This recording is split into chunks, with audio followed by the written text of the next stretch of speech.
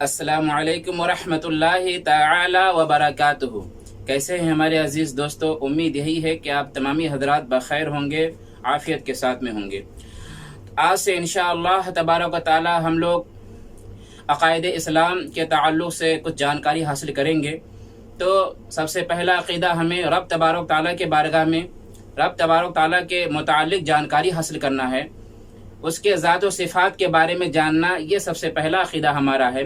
اگر ہم اس کے ذات و صفات کو نہ جان پائیں، اپنے خالق کو نہ جان پائیں، اپنے مالک کو نہ جان پائیں، تو پھر ہم کس طرح مسلمان ہیں اور ہم کس طرح اس کے بندے ہیں؟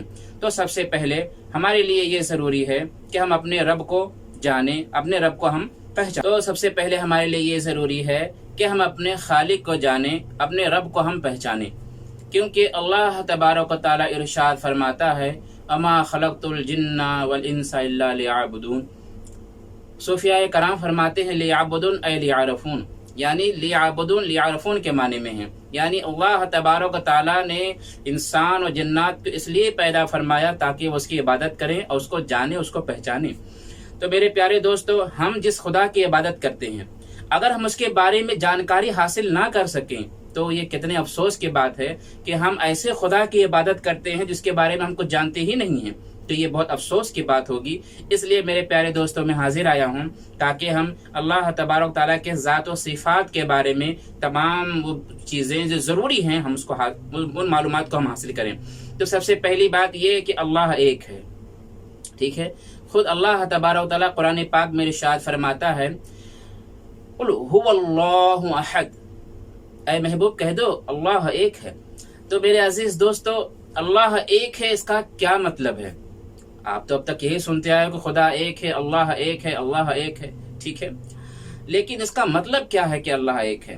ہم دنیا کی بہت ساری چیزیں ہیں ہمارے سامنے جس کو ہم کہتے ہیں کہ ایک ہے، جیسے ہم کہتے ہیں کہ زمین ایک ہے، آسمان ایک ہے، چاند ایک ہے، سورج ایک ہے، فلاں ایک ہے، یہ تمام چیزیں ہیں جو ہم کہتے ہیں آپس میں کہ وہ ایک ہے۔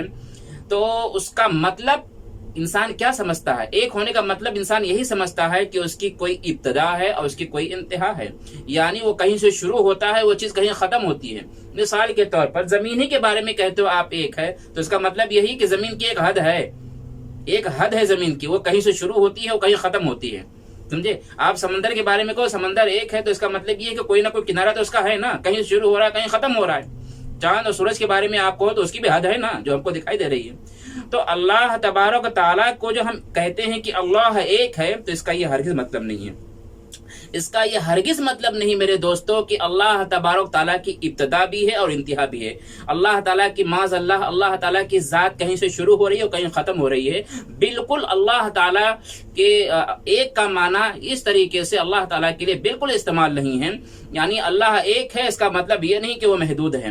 اللہ تعالیٰ کی ذات غیر محدود ہے، غیر متناہی ہے، یعنی اس کی ذات ایسی نہیں ہے کہ کہیں سے شروع ہو رہی ہو اور کہیں ختم ہو رہی ہو۔ میرے پیارے دوستو، تو ایک ہونے کا کیا مطلب ہے؟ ایک ہونے کا مطلب یہ کہ وہ تنہا ہے، ایک ہونے کا مطلب یہ کہ وہ اکیلا ہے، یہ اس کا مطلب ہے۔